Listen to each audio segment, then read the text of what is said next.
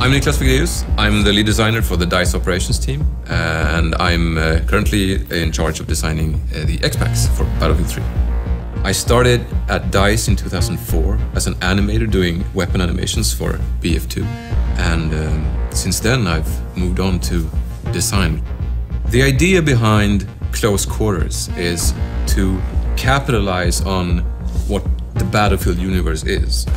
In 1 second you can be like an infantryman running through a house, and in the next second you can be a pilot soaring through the skies in a jet fighter. So it has all these very exciting elements, and what we want to do with Close Quarters is to really capitalize on the infantry-focused, tight combat environment. Now with maps that really cater to it. In order to enhance that, we've also introduced what we call HD destruction, which basically means that you can use only your rifle. I mean, normally you would have to use like tank shells and bazookas in order to bring down these big stone walls. But now it's like plaster, wooden panels, furniture. So you will be like a destruction machine, even only with your carbine machine. It makes everything very vivid and very kind of in your face.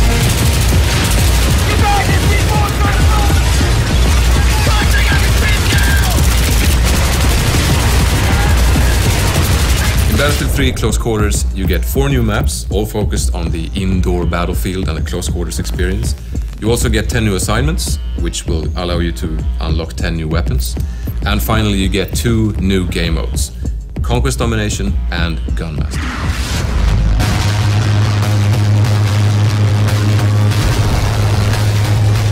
Conquest Domination is the Close Quarters take on Conquest.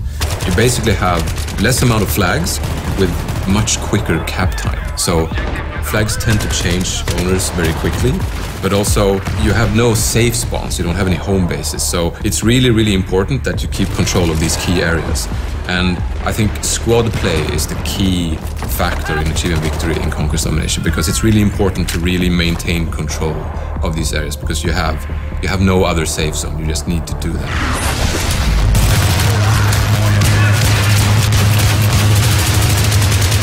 And then we have Gunmaster, which is a really action-packed jump in and play mode, which is actually a race, where you start out with a pistol.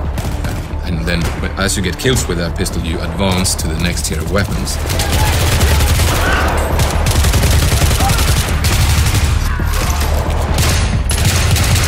In order to win the mode, you need to go through the powerful weapons and ultimately win by getting a knife kill in the end.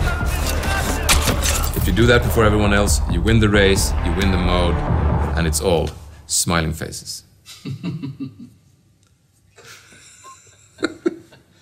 All smiling faces or one smiling face? It's actually true, there's only one smiling face, and then there's like 15 frowns, but hey, it's all smiling faces, it's a fun mode.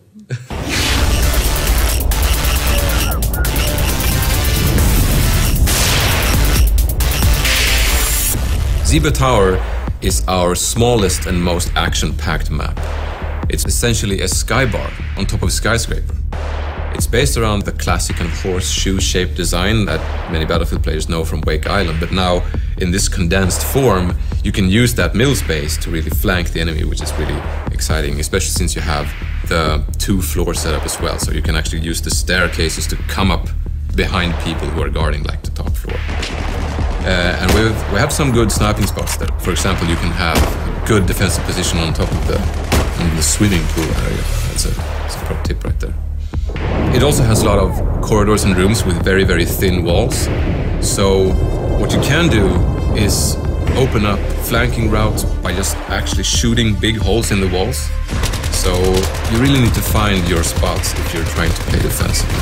And if you're on the offense, you need to move very quickly, because it's a small map, it's a lot of circulation, and a lot of action, so movement is key.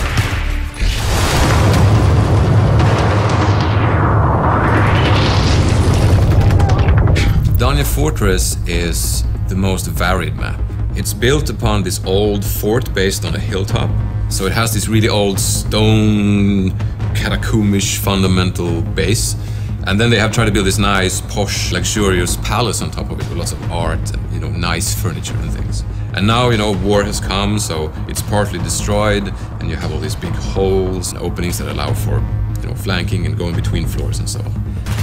Gameplay-wise, it has lots of stairs that lead to either flag positions or to the other floor, of course, and also to certain sniping spots that you can like have overview of the courtyard or big corridors.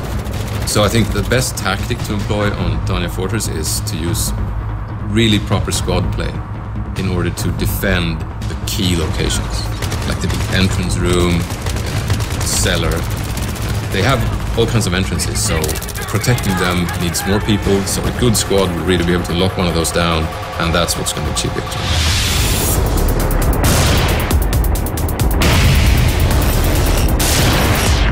Operation 9 to 5 is our biggest and most destructible map, I would say. It is essentially an office with the cubicles and the desks and the cafeteria and the bathrooms, and they're all not very sturdy. So there's lots and lots of destruction. You will see someone on the other edge of the office, and he's partly covered by, you know, the cubicles and the furniture, but you will just shoot through that and start putting, you know, downrange fire on it. So it's still close quarters, but it features the longest ranges in the expansion pack, and it makes it really interesting. And I think on Operation 9 to 5 you see the most kind of varied weaponry being used. And also, it has a garage that goes kind of underneath the whole complex where, you know, the former employees had all their cars. So you can use the garage as a traveling hub, if you will. You can go up that fire escape or through that staircase and end up on the other side of the map. So you really need to mind those extra exits when you play Operation 9 to 5.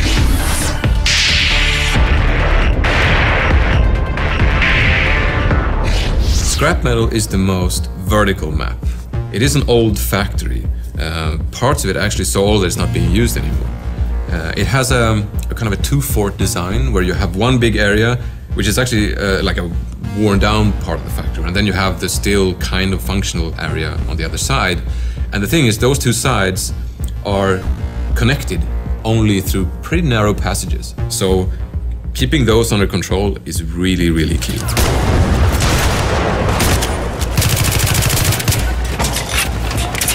In order to protect those entrances, you need to control those while staying in control of your rooftop, because that's another entrance point, and that's very open and long range, so you're going to see a lot of snipers covering those rooftops. And also, since it's an old factory, it's made out of mostly concrete and metal, so you won't have the same abilities to, you know, tear down walls and create flanking routes. So positioning, I think, is the absolute key to winning on Scrap Metal. It's very exciting when you have control of one side and you're trying to figure out how to assault the enemy on the other side. And I think that's a very exciting proposition that comes with Scrap Metal.